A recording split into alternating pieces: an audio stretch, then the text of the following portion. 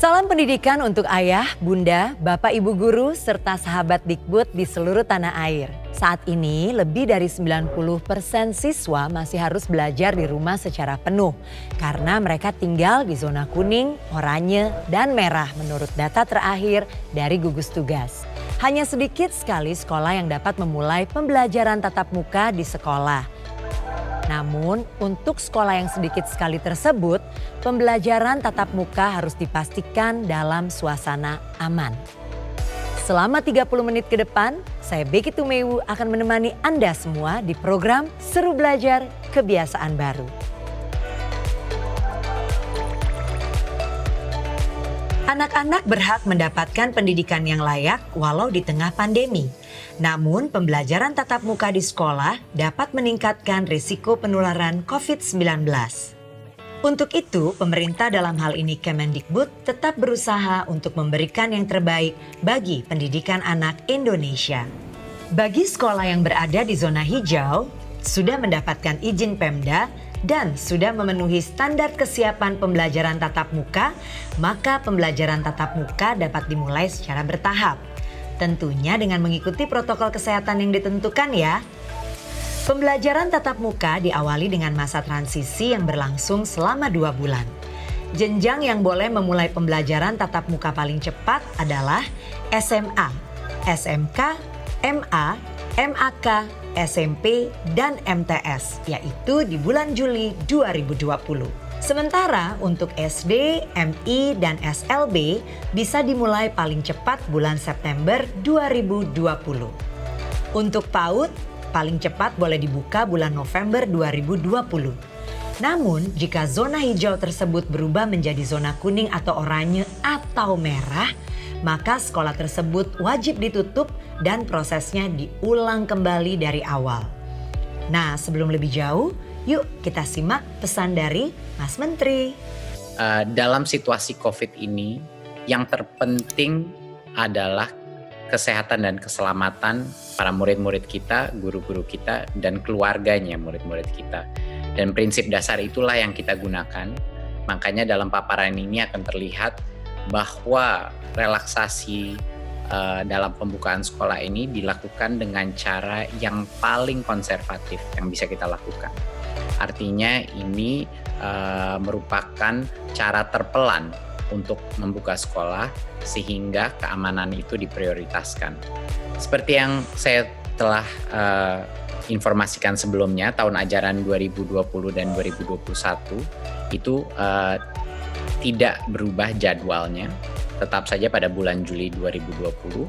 Ya, tapi jadwal itu tidak berdampak kepada metode apa pembelajaran yang ada, maupun daring ataupun tatap muka. Jadinya kami tidak mengubah kalender pembelajaran. Tetapi kita telah mengambil keputusan di Kemendikbud untuk daerah dengan zona kuning, oranye, dan merah, yaitu zona-zona yang telah didesignasikan oleh gugus tugas yang punya resiko COVID dan penyebaran COVID, itu dilarang saat ini melakukan pembelajaran tatap muka di satuan pendidikan. Jadinya untuk zona-zona yang merah, kuning, dan oranye ini merepresentasikan pada saat ini 94% daripada peserta didik ya di pendidikan dini, dasar, dan menengah. 94% daripada peserta didik kita tidak diperkenankan untuk melakukan pembelajaran tatap muka. Jadinya masih belajar dari rumah. Ya.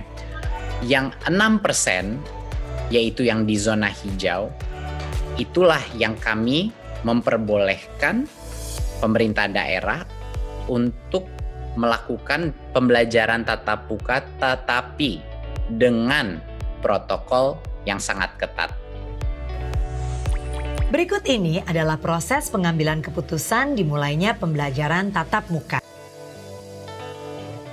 Jadi sudah tahu kan apabila gugus tugas COVID-19 nasional menyatakan bahwa sebuah daerah tersebut sudah masuk zona hijau, maka kepala daerah dengan persetujuan gugus tugas daerah dapat mengizinkan pembelajaran tatap muka di daerahnya. Sesudah mendapat izin, sekolah harus mampu penuhi semua daftar periksa dan siap pembelajaran tatap muka. Daftar kesiapan diantaranya adalah 1.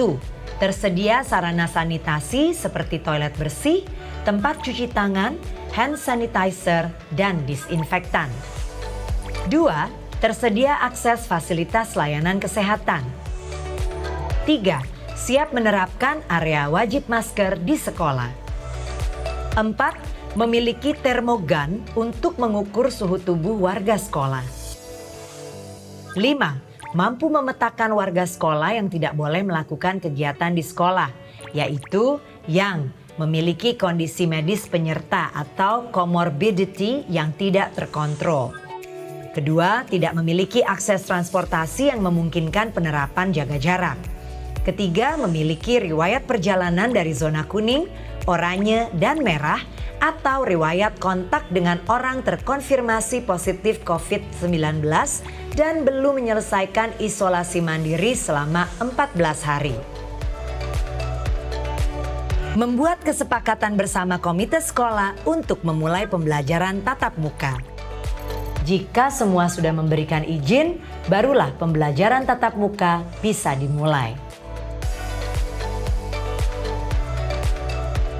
Nah, untuk orang tua atau wali siswa harus memeriksa kesiapan kesehatan lahir batin anak-anak untuk bisa mengikuti pembelajaran tatap muka di sekolah. Jika orang tua menilai bahwa siswa belum siap, maka orang tua boleh loh memutuskan bagi anak untuk tetap belajar dari rumah.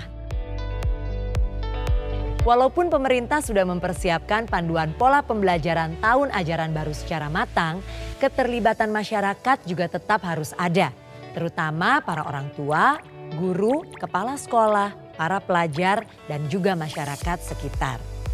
Masih banyak lagi hal yang akan kita bahas mengenai persiapan menuju program Seru Belajar Kebiasaan Baru di segmen berikutnya. Karena itu, jangan kemana-mana dulu.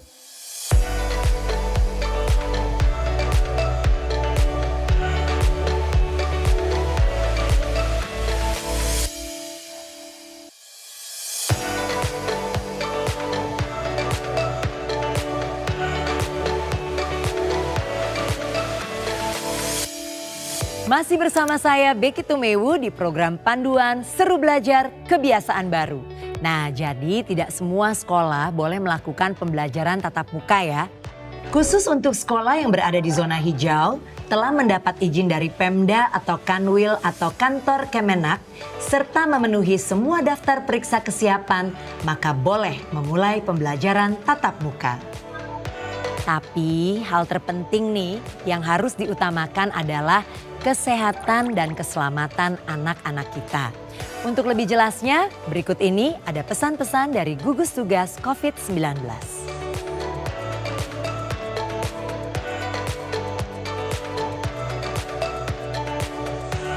Komitmen kita adalah membuka pendidikan, memulai kegiatan tatap muka di tempat yang paling aman, yaitu daerah yang tidak ada dampaknya. Pada kali ini, kami dari gugus tugas akan menyampaikan kebijakan mengenai zonasi risiko daerah. Zona ini didapatkan berdasarkan indikator kesehatan masyarakat yang terdiri dari indikator epidemiologi, surveillance kesehatan masyarakat, dan pelayanan kesehatan. Terdapat 4 kategori zona. Yang pertama adalah zona merah atau daerah dengan risiko tinggi. Kedua adalah zona oranye, daerah dengan risiko sedang. Ketiga adalah zona kuning, daerah dengan risiko rendah. Keempat adalah zona hijau, daerah tidak terdampak. Zonasi ini bersifat dinamis, dapat berubah setiap waktu, sesuai dengan data yang tergambarkan dari indikator kesehatan masyarakat di masing-masing daerah. Kepatuhan dan kedisiplinan masyarakat dalam menjalani protokol kesehatan menjadi kunci untuk masyarakat beraktivitas produktif dan aman COVID-19. Nah, kita sudah mendengar ya Pesan dari gugus tugas COVID-19. Berikut adalah penjelasan arti zona hijau, kuning, oranye, dan merah. Zona hijau artinya tidak ditemukannya kasus positif baru di daerah tersebut. Tingkat penyebaran COVID-19 terkontrol, tetapi resiko penyebaran tetap ada di tempat-tempat isolasi. Zona kuning artinya ditemukan kasus positif di daerah tersebut. Transmisi tingkat rumah tangga dan imported case bisa terjadi. Klaster penyebaran terkendali dan tidak bertambah. Zona oranye artinya daerah yang memungkinkan transmisi lokal dan transmisi dari imported case bisa terjadi dengan cepat. Klaster-klaster baru mungkin bertambah. Dan zona merah artinya daerah dengan transmisi lokal yang sudah terjadi dengan cepat. Wabah menyebar secara luas dan banyak klaster-klaster baru. Buat yang sudah kangen dengan teman-teman, dengan Bapak Ibu guru, harus sabar dulu karena resiko tertular COVID-19 masih sangat besar. Kita harus mengutamakan kesehatan dan keselamatan anak-anak kita semua.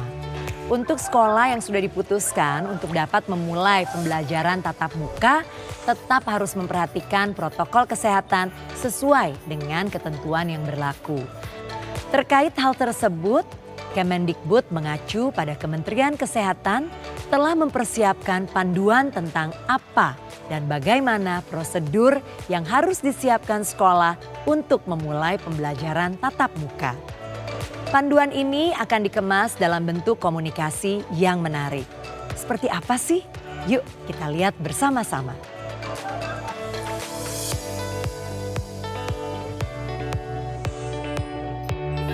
Bapak dan Ibu, sebagai kepala sekolah, kita bertanggung jawab untuk 1. Mengisi daftar periksa kesiapan pembelajaran tatap muka melalui laman Dapodik atau laman EMIS. 2. Membuat rencana kegiatan dan anggaran sekolah RKAS terkait persiapan pembelajaran tatap muka. 3. Menginformasikan kepada Dinas Pendidikan, Pemda, Kanwil, kantor Kemenak setempat jika ada warga sekolah di wilayah kerja yang terkonfirmasi positif COVID-19. 4.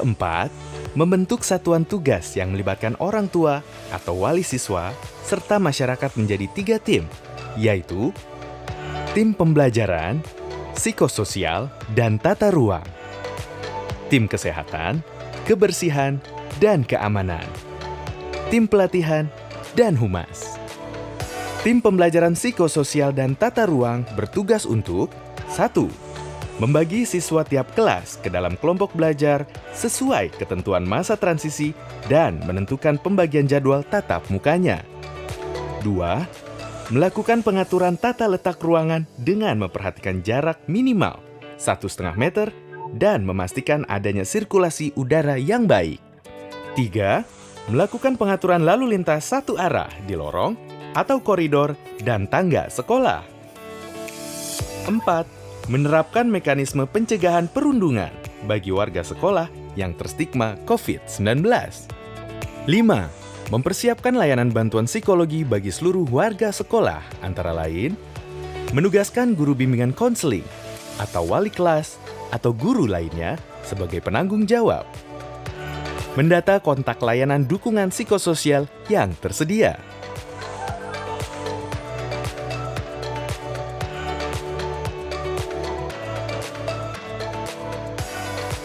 Tim berikutnya adalah tim kesehatan, kebersihan, dan keamanan yang bertugas untuk 1.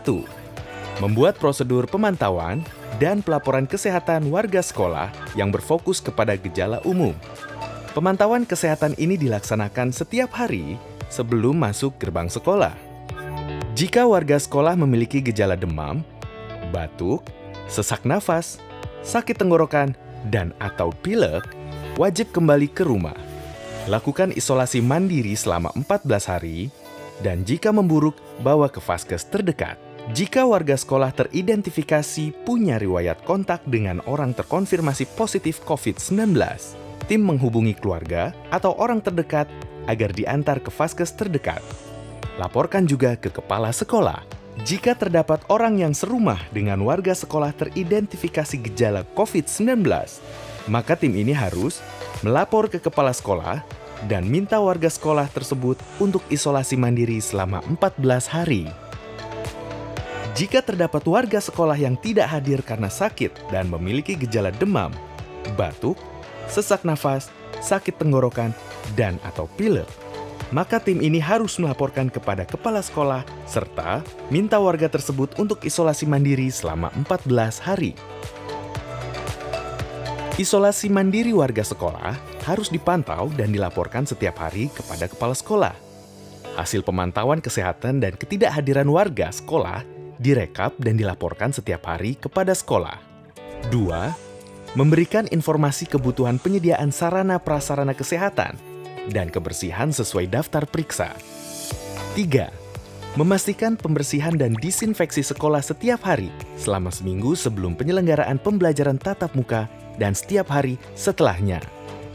4. Membuat prosedur pengaturan pedagang kaki lima dan warung makanan di sekitar lingkungan sekolah. Pada masa transisi, pedagang kaki lima dan warung di sekitar sekolah dilarang beroperasi. Pastikan juga tim berkoordinasi dengan aparatur daerah setempat untuk mengawasi dan menertibkan pedagang kaki lima dan warung makanan.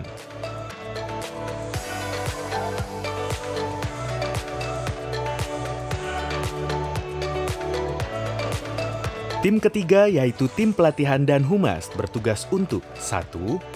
Mensosialisasikan kepada seluruh pemangku kepentingan sekolah, khususnya orang tua atau wali murid, terkait pembelajaran tatap muka, metode pembelajaran, pengendalian COVID-19 di sekolah, hal yang perlu dipersiapkan siswa dan orang tuanya, pelibatan masyarakat sekitar.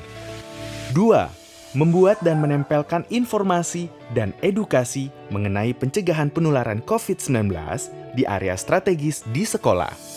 3. Memfasilitasi dan mengadakan pelatihan kepada petugas kebersihan sekolah terkait tata cara pembersihan dan disinfeksi yang benar. 4. Menyampaikan protokol kesehatan untuk tamu sekolah. Demikian prosedur yang harus disiapkan oleh sekolah sebelum pembelajaran tatap muka dimulai. Yuk, bersama kita jaga agar seluruh warga sekolah selalu sehat dan selamat. Ayah bunda, bapak ibu guru, dan sahabat Dikbud semua, ini bukan kompetisi loh ya. Jadi kita bukan sedang berlomba agar bisa memulai pembelajaran tatap muka. Arahan ini dibuat agar sekolah dan juga warga sekolah benar-benar siap. Ini adalah ketentuan sekolah pada masa transisi. Jarak belajar. Jarak belajar di dalam kelas 1,5 meter antar siswa. Semua wajib menggunakan masker non-medis 3 lapis. Mencuci tangan dengan sabun. Menjaga jarak dan tidak melakukan kontak fisik. Kondisi medis semua warga sekolah harus sehat atau jika mengidap penyakit penyerta harus dalam kondisi terkontrol. Di masa transisi, kantin belum boleh dibuka. Jadi disarankan untuk semua membawa bekal makanan dari rumah. Kegiatan olahraga dan ekstrakurikuler belum diperbolehkan untuk sementara waktu. Tapi tetap lakukan aktivitas fisik di rumah ya. Kegiatan yang mengumpulkan banyak orang seperti pertemuan orang tua murid, masa orientasi sekolah tidak boleh dilakukan dulu. Nah, masih ada beberapa hal yang harus kita perhatikan. Karena itu jangan kemana-mana.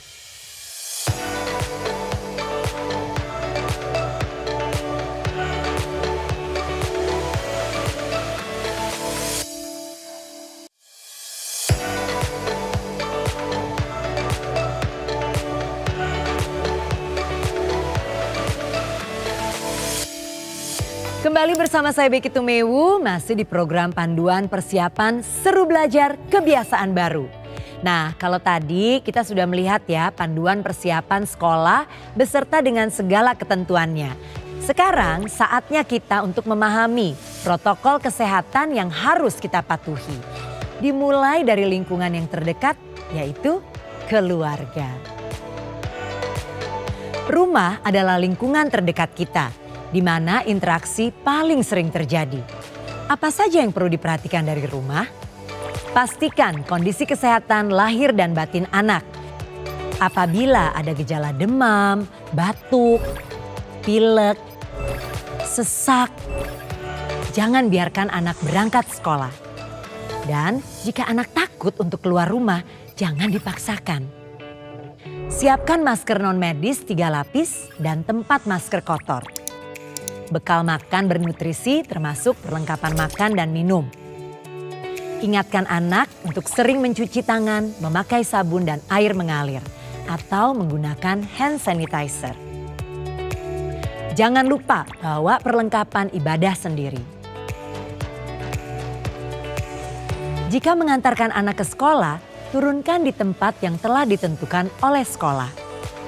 Apabila anak pergi sendiri, ingatkan untuk jaga jarak selama dalam perjalanan. Nah, selama di perjalanan, gunakan masker dan tetap jaga jarak 1,5 meter. Hindari menyentuh permukaan benda-benda, tidak menyentuh hidung, mata, dan mulut.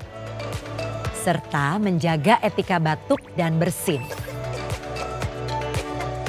Bersihkan tangan sebelum dan sesudah menggunakan transportasi publik atau antar jemput. Sebelum memasuki gerbang sekolah, pengantaran dilakukan di lokasi yang telah ditentukan. Ikuti pemeriksaan suhu badan yang dilakukan oleh pihak sekolah. Cuci tangan pakai sabun sebelum memasuki gerbang sekolah dan ruang kelas. Untuk tamu, mengikuti protokol kesehatan di sekolah. Selama kegiatan belajar mengajar, gunakan masker dan terapkan jaga jarak minimal 1,5 meter. Gunakan alat belajar, alat musik, dan alat makan minum pribadi. Dilarang pinjam-meminjam peralatan. Jika badan terasa kurang sehat, segera lapor pada guru.